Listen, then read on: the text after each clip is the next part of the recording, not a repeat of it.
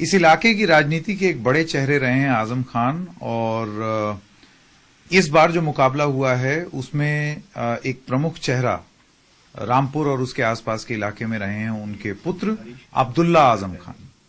हमारे साथ अब्दुल्ला जी हैं। अब्दुल्ला जी, एनडीटीवी में आपका बहुत बहुत स्वागत। सबसे पहली बात ये कैसा है मुकाबला? रामपुर के दिल में क्या है? रामपुर वालों के दिल में आजम साहब हैं, और उन्होंने अपना ये जवाब अभी ईवीएम के जरिए वो दे रहे हैं। जब मतगणना होगी तो आपको इसका एहसास भी होगा, इसका अंदाजा भी होगा। और मैंने पहले भी शायद जब बात हुई तो यही अर्ज किया था कि अगर कोई ये सोचता है कि आजम खान साहब को जेल में बंद करके ये बात किसी को पसंद आएगी, तो ऐसा नहीं है। लोगों ने इस ज्यादती का, इस हरकत का या इस सोच का बुरा माना है, अच्छा नहीं माना।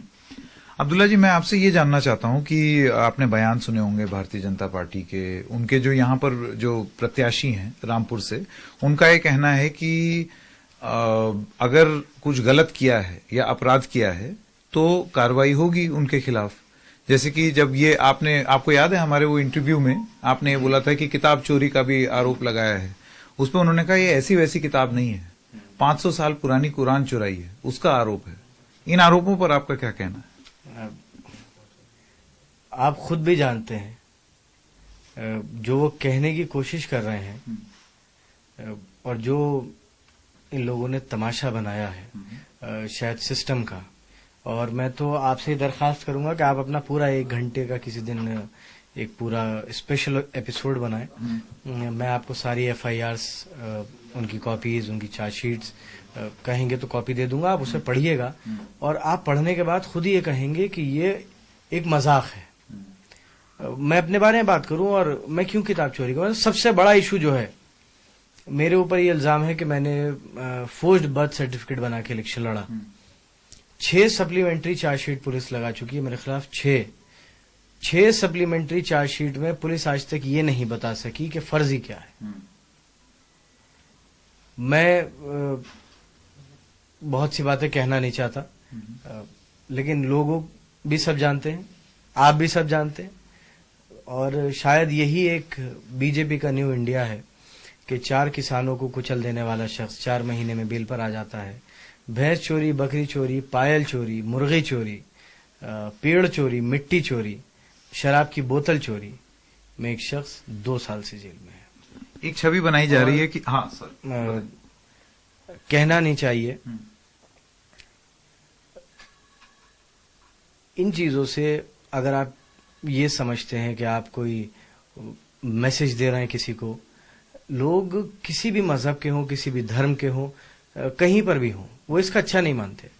मेरी वालदा, हमारे पूरे परिवार पर कभी 151 का मुकदमा नहीं था। आज उस परिवार पर 350 मुकदमे हैं। मेरी माँ PhD हैं, पूरी जिंदगी प्रोफेसर रही, रिटायर हो गई, फिर MP हो गई, फिर MLA हुई, MLA हैं आज भी। वो 2 महीने में भूमाफिया हो गई। मैंने MTech किया है, मैं माफिया हो गया। मेरे पिता जो LLM के फाइनल सेमेस्टर में इमरजेंसी में जेल चले गए, 9 बार MLA रहे, MP रहे, वो अचानक से भूमाफिया हो गए, माफिया हो गए। आतंक हो गया उनका, पूरे रामपुर पर कब्जा कर लिया उन्होंने, दहशत हो गई उनके नाम की, पूरा प्रदेश डरने लगा आजम खां के नाम से।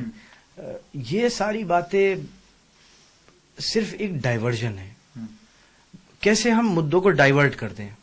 कोई अपने रोजगार पर बात ना करे, कोई महंगाई पर बात ना करे, कोई लखीमपुर पर बात ना करे, कोई गंगा में बहती हुई लाशों पर बात ना करे, कोई गंगा के किनारे दफन लाशों के ऊपर से कपड़ा इसलिए हटा ले कि उसकी गिनती ना हो, इस पर बात ना हो सके।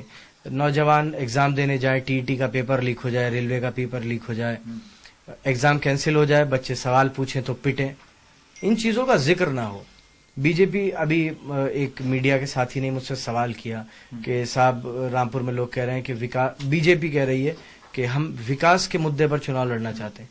मुझे आप सेकंड फेज चल रहा है, फर्स्ट फेज हो गया, इन दोनों फेज में जितनी भी बीजेपी की रैली हो गई है, मुझे जरा बता दें कि किस बीजेपी वाले ने कितनी विकास की बात करी है। बात किन चीजों पे हो रही है वो सब जानते हैं। लेकिन सबसे अच्छी बात यह है कि बीजेपी नफरत बांटना चाह रही है, लेकिन शायद अब देश और नफरत के लिए तैयार नहीं है। ना प्रदेश तैयार है, ना नौजवान ये तैयार है। असेसमेंट आपका किस आधार पर है? किस आधार पर आप ये कह रहे हैं? देखिए, मैं लोगों से मिल रहा हूं, उनका प्यार मिल रहा है, और जो अभी भी इस फेज में जो लोगों का फीडबैक, मैं आपको बता दूं कि मैं ये सवाल क्यों पूछ रहा हूं, क्योंकि बीजेपी ये जो बांटने वाली, पोलराइजिंग, ध्रुवीकरण वाली राजनीति थी, उसमें एक असेसमेंट ये रहा बीजेपी के विपक्ष वालों का कि ये वो ध्रुवीकरण करने में कामयाब रहे। 2014, 17 और 19 में उनको लाभ भी हुआ। तो इस बार आप क्यों कॉन्फिडेंट हैं कि वो स्ट्रेटजी काम नहीं कर रही? बंगाल भी एक एग्जाम्पल है। बिहार में थोड़ी सी गलती लोगों से हुई, वरना बिहार के लोगों ने भी पोलराइजेशन को और इस नफरत को नकार दिया। और भी बहुत से स्टेट्स में जहां पर इलेक्शंस हुए वहां पर हुआ। और बीजेपी की जो निराशा है, जो ये झटपटाहट है कि बिल्कुल जो चीजें मुद्दे में भी नहीं है वो दूर दूर से पकड़ के खींची जा रही हैं, वो साफ बता रही हैं कि जो करने की कोशिश हो रही है वो हो नहीं पा रहा है। और जो आप कह रहे हैं, मैं एनडीटीवी काफी देखता हूं, आपके चैनल ने भी एक एपिसोड किया है इस पे कि पहले चरण में पोलराइजेशन बेअसर रहा। मेरे ख्याल से लोग इतना परेशान हैं।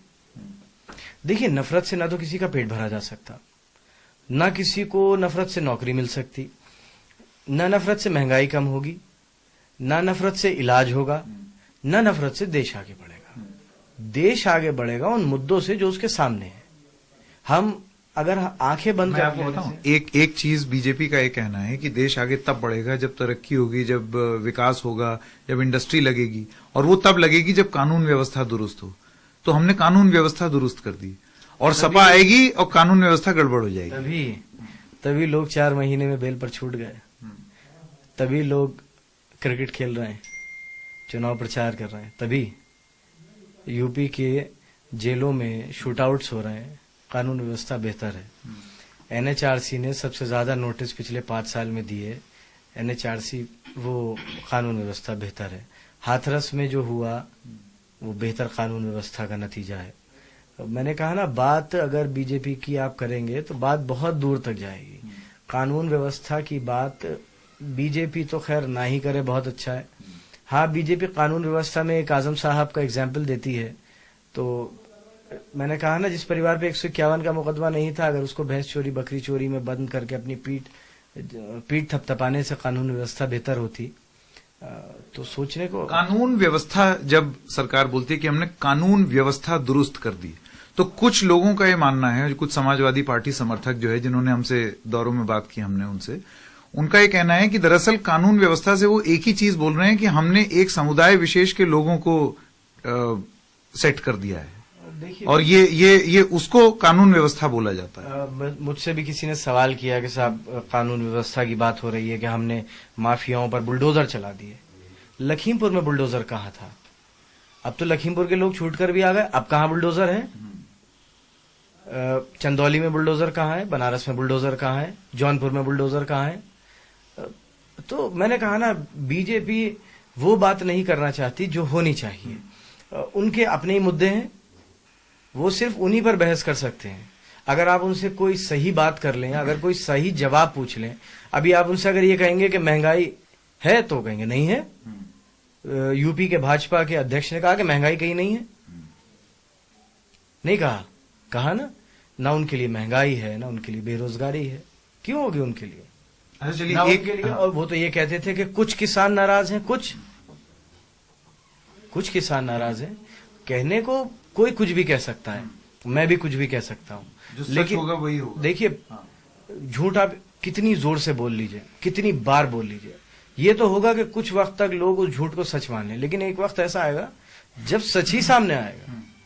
पर आपको नहीं लगता समाजवादी पार्टी की एक जो छवि जनता में प्रस्तुत की गई है, इतिहास का हवाला देते हुए कि गुंडा राज हो जाएगा, गुंडई हो जाएगी, ये छवि नुकसान करेगी? हिंदू मुस्लिम की राजनीति एक बार को आप भेज जाएं, जवाब ना दें, लेकिन ये जो लॉ एंड ऑर्डर, कानून व्यवस्था का मुद्दा है, जो अब बीजेपी बहुत जोर शोर से उठाने लगी है, उससे आपकी छवि पर चोट पहुंच सकती है। आप बीजेपी के जो 2017 की असेंबली में करीबन 180 एमएलए, हो सकता है कुछ कम ज्यादा हो, के ऊपर क्या केसेस थे?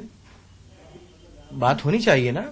अगर छवि की बात है तो बीजेपी ने कितने क्रिमिनल बैकग्राउंड या कितने जिनके ऊपर क्रिमिनल एफआईआर थी, ऐसे कितने लोगों को टिकट दिया, आज भी कितने लोगों को टिकट दिया। कितने ऐसे लोग हैं जो बीजेपी के समर्थन से या उनसे जुड़े हुए हैं जिनके ऊपर मुकदमे हैं। बीजेपी के एमएलए को सजा हुई। और लखीमपुर कांड मेरे ख्याल से ये तो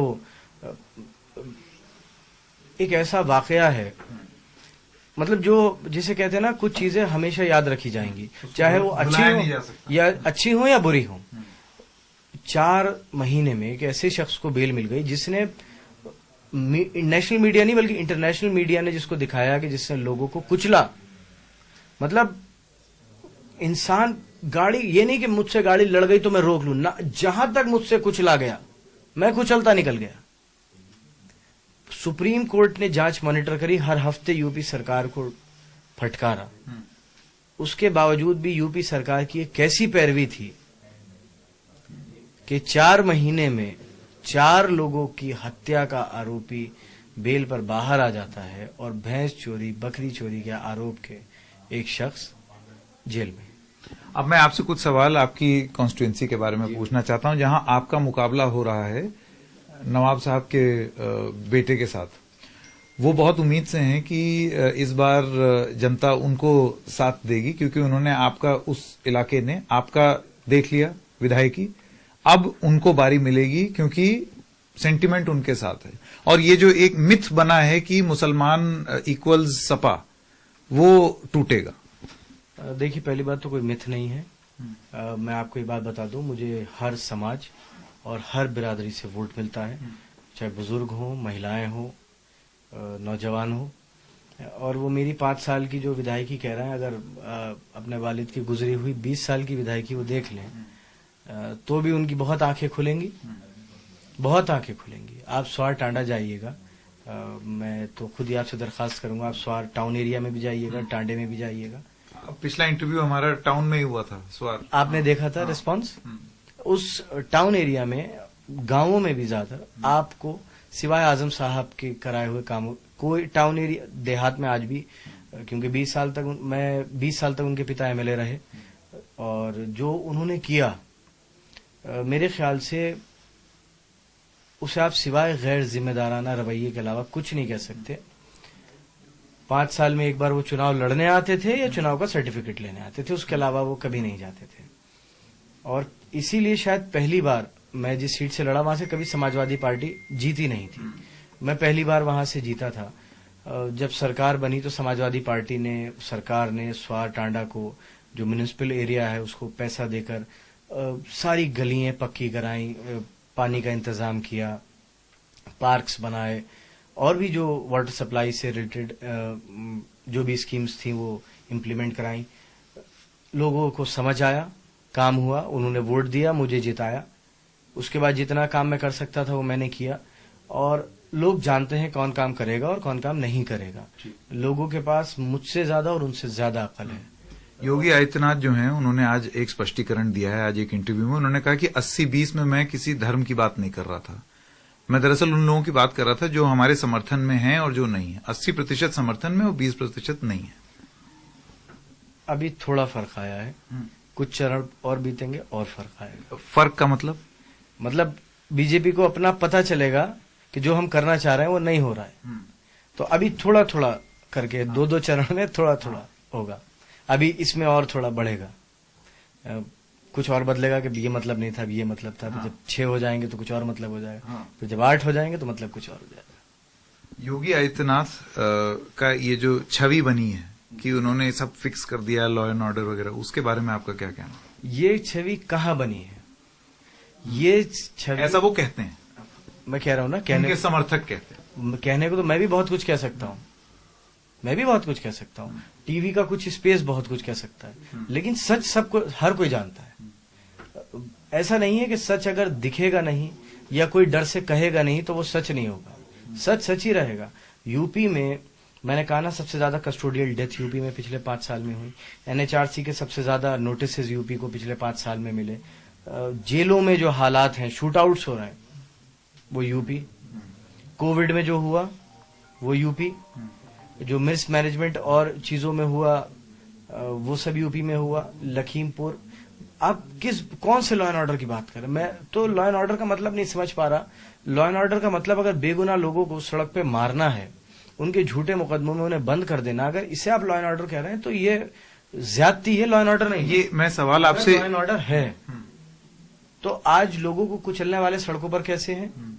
बहुत से लोग जिनके ऊपर इनाम घोषित है वो क्रिकेट खेल रहे हैं। देखिए, जैसे योगी आदित्यनाथ पर आपने आरोप लगाया कि चीफ मिनिस्टर बनते ही अपने मुकदमे उन्होंने वापस ले लिए, ये आरोप लगाया था समाजवादी पार्टी ने। अखिलेश यादव ने एक रैली में ये बोला कि नहीं, बिल्कुल सच है। लेकिन अखिलेश यादव ने एक रैली में, जब आप भी मंच में थे, मेरे ख्याल बिलासपुर में शायद, तो उन्होंने ये चीज बोली कि ये मामले मुकदमे झूठे हैं आजम खान पे, और जब हम आएंगे तो ये सारे मुकदमे वापस लेंगे। फिर आप पर भी आरोप लगेगा बिल्कुल वही करने का जो योगी आदित्यनाथ ने किया। मेरी एक बात देखिए ना, आप उन मुकदमों को और इन मुकदमों को कंपेयर नहीं कर सकते। देखिए, वापसी तो एक बहुत बात की चीज है, बहुत बड़ा सवाल है। झूठे मुकदमे जो होते हैं, उन्होंने ये भी कहा था कि झूठे मुकदमों की उम्र बहुत ज्यादा लंबी नहीं होती। जब ये ट्रायल पर आएंगे तो न्यायालय खुद भी फैसला कर देगा कि उसे क्या करना है। और कहाँ हमारे बड़े बड़े मुकदमे हैं, भैंस चोरी, बकरी चोरी के, कहाँ उनके छोटे मोटे मुकदमे थे? बहुत फर्क है। हमारे तो बहुत बड़े मुकदमे हैं, बकरी चोरी, पेड़ चोरी, मिट्टी चोरी, शराब की बोतल चोरी, 16,600 रुपए की गले में से चोरी, किताब चोरी, तो हमारे तो बहुत बड़े मुकदमे। अभी थोड़ी देर पहले जब आप जा रहे थे वोटिंग डालने, तो आपने ये बोला कि कुछ आपको शुरुआती रिपोर्ट्स मिली हैं कि किसी का हाथ तोड़ दिया या मरोड़ दिया या मार दिया। मैं आपको बताऊं, बीजेपी के जो कैंडिडेट हैं उन्होंने सिविल लाइंस के बूथ पर, जहां तक मुझे जानकारी है, क्योंकि उसके बाद मुझे बात करने का मौका नहीं मिला, विद्या मंदिर एक हमारे यहाँ स्कूल है, उसके बूथ पर समाजवादी पार्टी के एक एजेंट को मारा है, और उसका शायद किसी प्रेस रिपोर्टर ने वीडियो भी बना लिया है, खुद मारा है। मतलब जो बीजेपी के प्रत्याशी हैं, जो कैंडिडेट है, उनसे हम स्पष्टीकरण लेने की कोशिश करेंगे कि उन पर ये आरोप लगा है कि उन्होंने समाजवादी पार्टी के एक। मेरा आखिरी सवाल, और ये सवाल है रामपुर की शान माने जाने वाले रामपुरी चाकू की। एक अकेले, कल हम गए उनसे मिल करके, एक अकेले यामीन मियां हैं, वो अपने छोटे से घर में, वही घर है, वही उनकी फैक्ट्री है, वही सब कुछ है, और एक मशीन उनका कारखाना रह गया है। आपको लगता है ये बहुत ही दुख की बात है कि रामपुरी चाकू की ये हालत हो गई है कि चाइनीज माल बिक रहा है लेकिन अपनी अहमियत खो बैठा हो? ये मैं बहुत जरूरी सवाल पूछ रहा हूं क्योंकि अंतर्राष्ट्रीय स्तर पर रामपुर का नाम उससे जुड़ा हुआ है। और मैं आपसे सवाल ये पूछना चाहता हूं कि अगर आपकी सरकार बनती है तो आप यामीन मियां जैसे जिन लोगों के पास टैलेंट है, हुनर है, उनके लिए क्या करेंगे? देखिए, मैं कुछ चीजें इसमें जोड़ूंगा भी। बहुत सी चीजें वक्त के साथ बदलती हैं। शायद कुछ ऐसा ही जो रामपुरी चाकू था उसके साथ भी हुआ, और ये बात भी एक सच है कि चाइनीज चीजों ने, वो कहीं पर भी हो, सिर्फ चाकू नहीं, आप भदोही में कारपेट को देख लीजिए, अलीगढ़ में ताले देख लीजिए, बहुत कुछ देख लीजिए, ये सब चाइना से। वो अलग बात है कि हम चाइना का विरोध करने के लिए टिकटॉक बैन कर देते हैं, लेकिन झालरें वगैरह तो फिर भी सब चाइना ही से आ जाती हैं, तो अच्छी बात है। अब चाइना का ये है, और भी बहुत सी चीजें हैं। अगर सरकार अपनी पीठ थपथपाती है कि हमने 1 डिस्ट्रिक्ट 1 प्रोडक्ट की स्कीम चलाई है, उन्हें भी जवाब देना चाहिए।